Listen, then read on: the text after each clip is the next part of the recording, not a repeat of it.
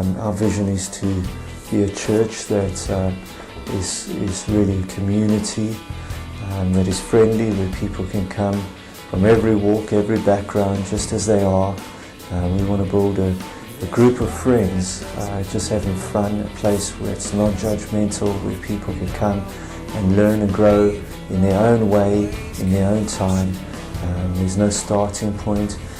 People come as they are and just find out for themselves, together with us, how to live the life and how to follow Jesus, and really how to be the people that we believe the Bible tells us we can be.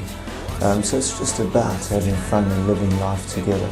Obviously we meet, we want to celebrate who we are, we want to see more and more people coming. At the same time, we want to be something that's good for the city. We want to help the city and help people in the city be part of the answer, not part of the problem, and really be something positive in the city. We believe God has called for us to stand for justice and to stand for those who don't have a voice, and to support those who are struggling and going through difficult times. And so that really, in a core, is our vision. It's about relationships, it's about being positive and being part of the answer, and it's about really loving God in a way that people will see how fantastic it is. We believe in the Bible. We believe the Bible is written for today. We believe that there is a spiritual world that affects us, and that we are spiritual beings, not just physical beings, and that we can make a difference today, and we can know God personally. And that Jesus Christ did live and die, and He made a way for us. And so our vision is to live that message in such a way that people will see the reality of it. And more and more people are coming to join us every day. Okay, what we're doing with youth? Well, every Sunday morning we try to have a sort of an energy-packed filled time where we look at the Bible, look at the claims of Jesus, and try to sort of get the youth to understand that what's heard in Sundays is real for them, that it can affect their lives and change their lives, and they can put their faith in Jesus too and have a relationship with Him, even though they seem quite they're young. On alternate Fridays we try to go out and do stuff together, so we've had various different nights out. We try to go ice skating this Friday.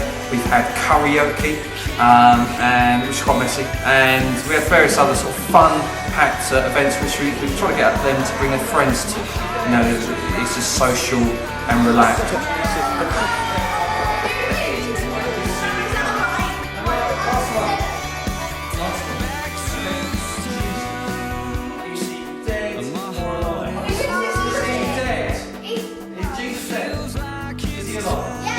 I think as a church we have the name community in the middle of our name, Solent Community Church, and that's really important for us because we want to be effective and reaching out into the community of Portsmouth.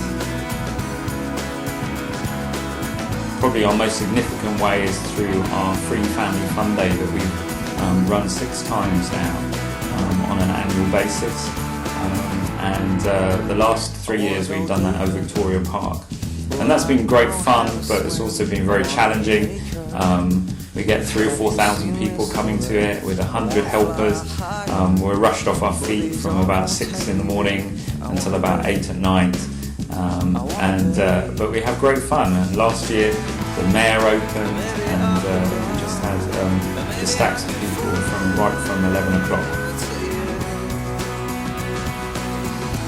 Fun day, we've got inflatables and refreshments, and live bands, a barbecue, and some games that you would get at a fun fair like Splatter Rat and stuff like that.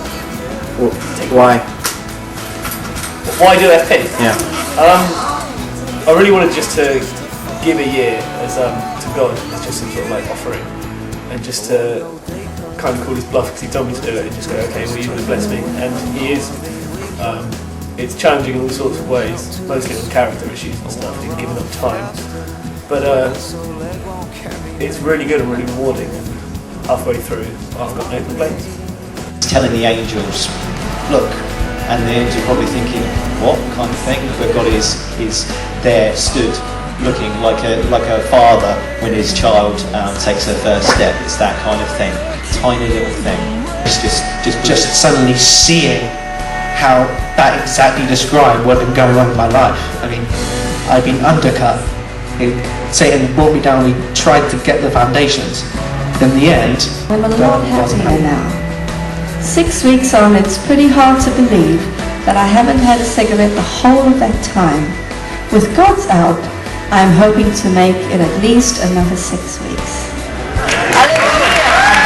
But actually, you're going to be employed, because they came up to me and went, by the way, we'd like to take you on part-time, morning and afternoon, so actually you're still going to be doing the same amount of hours and earning the same money. I was like, that's pretty amazing.